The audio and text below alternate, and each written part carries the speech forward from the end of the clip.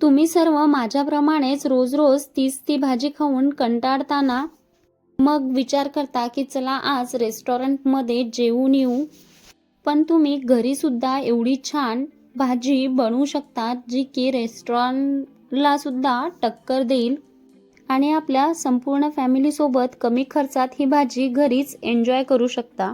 नमस्कार, मी अनुराधा's किचन मराठीमध्ये तुम्हा सर्वांचं मनापासून खूप खूप स्वागत. तर सर्वात आधी आपण नानसाठी पीठ भिजवून घेऊ. त्यासाठी इथे मी एका बाउलमध्ये अर्धी वाटी दूध घेतला आहे. त्यामध्ये 2 चमचे साखर टाकून व्यवस्थित मिक्स करून घेऊ, जेणेकरून साखर आणि दूध व्यवस्थित मिक्स होईल. त्यानंतर यामध्ये 1 वाटी दही घेतला आहे आणि दही छान फेटून घेतला आहे. त्यानंतर यामध्ये अर्धा चमचा मीठ, 2 चमचे तेल आणि पाव चमचा सोडा टाकून घेतला आहे. आता हे व्यवस्थित मिक्स करून घेऊ. सर्व साहित्य एकजीव झालं किंवा व्यवस्थित मिक्स झालं की यामध्ये मैदा घालून घेऊ. तुम्ही मैद्याऐवजी इथे गव्हाचं पीठ सुद्धा घेऊ शकता. इथे मैदा टाकून आपण याचं व्यवस्थित छान पीठ भिजून घेणार आहोत. आता व्यवस्थित याचं पीठ भिजून घेऊ. इथे जर तुम्हाला मैदा कमी वाटला तर थोडासा मैदा तुम्ही एक्स्ट्रा घेऊ शकता. एवढ्या मेजरमेंटसाठी इथे मी 1 कप मैदा घेतला आहे. एवढ्या मेजरमेंटमध्ये 1 कप मैदा हा व्यवस्थित होतो. यानंतर याला थोडंसं तेल लावून घेऊ आणि पीठ पुन्हा एकदा थोडंसं चुरून घेऊ आणि झाकण ठेवून साईडला ठेवून घेऊ. पीठ व्यवस्थित सेट होईपर्यंत आपण भाजी बनवून घेऊ. त्यानंतर मी भाजी बनवण्यासाठी इथे 4 ते 5 मीडियम आकाराचे कांदे घेतले आहेत. 3 कांदे इथे मी रफली कट करून घेतले आहेत आणि त्यामध्ये 8 ते 10 काजू टाकून साईडला ठेवून घेतला आहे. नंतर 3 टोमॅटो रफली कट करून घेतले आहेत. 1 लसूण गाठा घेतला आहे. थोडी हिरवी मिरची आणि आल्याचा तुकडा सुद्धा घेतला आहे. थोडंसं साहित्यावर लक्ष द्यायचं आहे आणि मी भाजी बनवते त्यावर थोडं लक्ष द्यायचं आहे, म्हणजे भाजी खूप छान बनवून तयार होईल. त्यानंतर टमाटर, हिरवी मिरची, लसूण, आलं याची छान पेस्ट तयार करून घेणार आहोत. आणि उरलेले जे 2 कांदे होते ते छान बारीक चॉप करून घेतले आहेत, कट करून घेतले आहेत.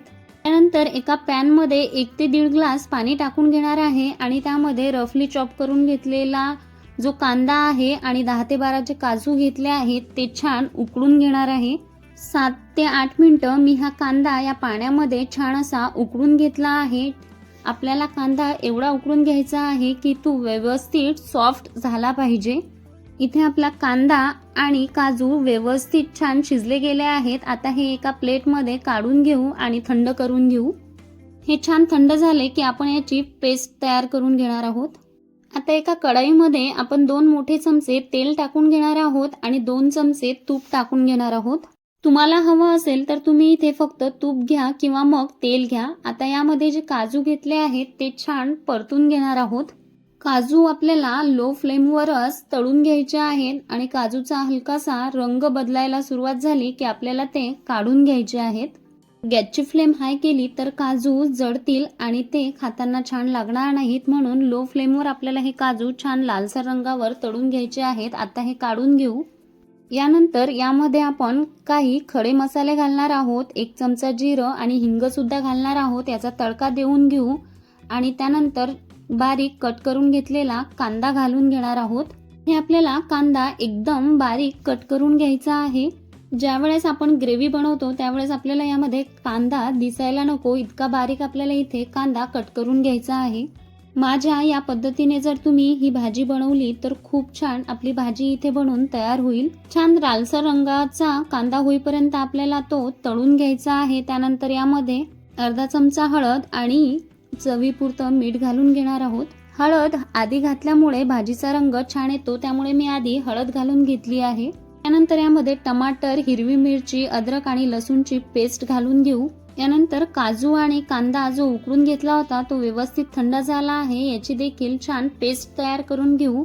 इथे आपल्या टोमॅटो प्युरीनी सुद्धा छान तेल सोडलं आहे आणि आपली ही पेस्ट छान अशी परतल्या गेली आहे. त्यामुळे इथे आपण काही आपले बेसिक असे मसाले घालून घेणार आहोत. 2 चमचे धने पावडर, 1 चमचा लाल मिरची पावडर घालून घेणार आहोत. हे व्यवस्थित छान असं मिक्स करून घेऊ आणि 2 मिनिटं हे छान असं परतून घेणार आहोत. त्यानंतर जे काजू आणि कांद्याची पेस्ट आहे ते सुद्धा यामध्ये घालून घेणार आहोत आणि छान अशी मिक्स करून घेणार आहोत. आता भाजी बनवताना जे मेन काम आहे ना ते म्हणजे आपल्याला ग्रेव्ही व्यवस्थित शिजून घ्यायची आहे. जेवढी छान आपण ग्रेव्ही शिजून घेणार आहोत तेवढ्या आपल्या भाजीला चव छान येते.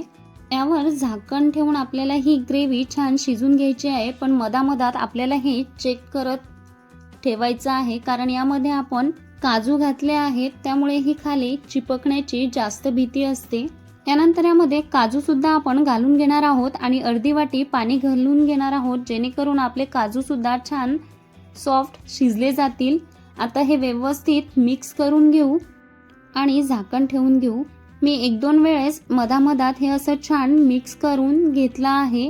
इथे मी घरच्या दुधावरची जी मलाई असते ती छान फेटून घेतली आहे 2 चमचे आणि घालून घेतली आहे.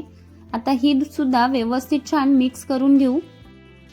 नानसाठी जे पीठ आपण भिजून घेतलं होतं ते व्यवस्थित इथे भिजून तयार आहे. तयार पिठामधलं एक लाटी तयार करून घेऊ. खूप जास्त मोठी किंवा खूप जास्त लहान आपल्याला घ्यायची नाही. साधारण इथे आपल्याला एक लाटी तयार करून घ्यायची आहे. पोळपाटावर थोडंसं कोरडं असं पीठ टाकून घेऊ आणि इथे हे चपातीसारखी आपण नान लाटून घेणार आहोत.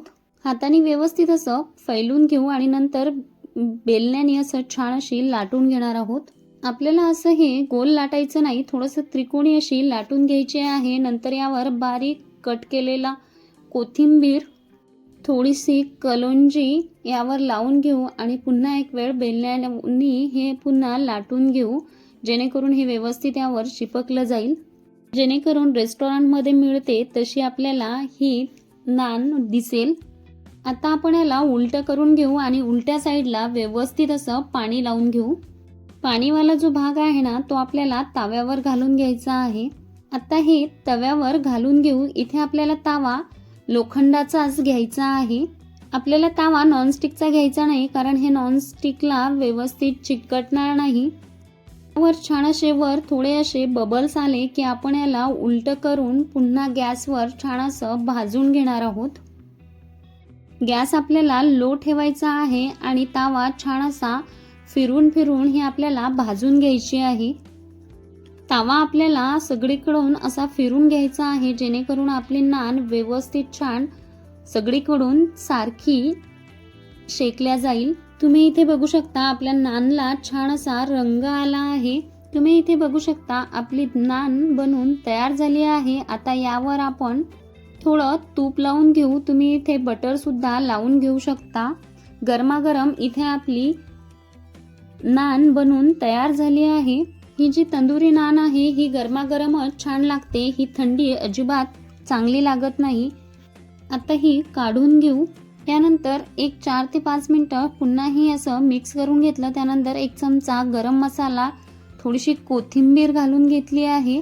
भाजी व्यवस्थित अशी मिक्स करून घेतली आहे आणि झाकण ठेवून एक 7 ते 8 मिनिटं शिजून घेतली आहे. इथे मी अगदी लो गॅसवर एक 7 ते 8 मिनिटं भाजी छान अशी शिजून घेतली आहे. तुम्ही बघू शकता इथे आपली छान अशी काजू मसाला बनून तयार झाला आहे. तुम्हाला हवं असेल तर तुम्ही इथे 1 चमचा कस्तुरी मेथी घालू शकता. भाजीची थिकनेस तुम्ही तुमच्या हिशोबाने ठेवू शकता. थोडं पाणी घातलं तरी चालेल, पण मला याच पद्धतीने आवडते म्हणून मी अशीच बनवून घेतली आहे. तर इथे आपले गरमागरम नान आणि काजू मसाला बनवून तयार आहे. तर ही रेसिपी एक वेळ नक्की बनवून बघा. आता 31st पण आला आहे, तर तुम्ही विचार करत असाल काय बनवायचं, तर एक वेळ घरच्या घरी असं काजू मसाला आणि ही नान नक्की बनवून बघा. तुम्ही इथे पनीर किंवा किशमिश सुद्धा घेऊ शकता. मी माझ्या पद्धतीने काजू करी बनवली आहे. तुम्ही एक वेळ ही नक्की बनवून बघा. आणि आपले नान सुद्धा छान असे मऊ बनून इथे तयार झाले आहेत. तर तुम्ही ही एक वेळ नक्की बनवून बघा आणि कसे झाले हे कमेंट करून मला नक्की कळवा.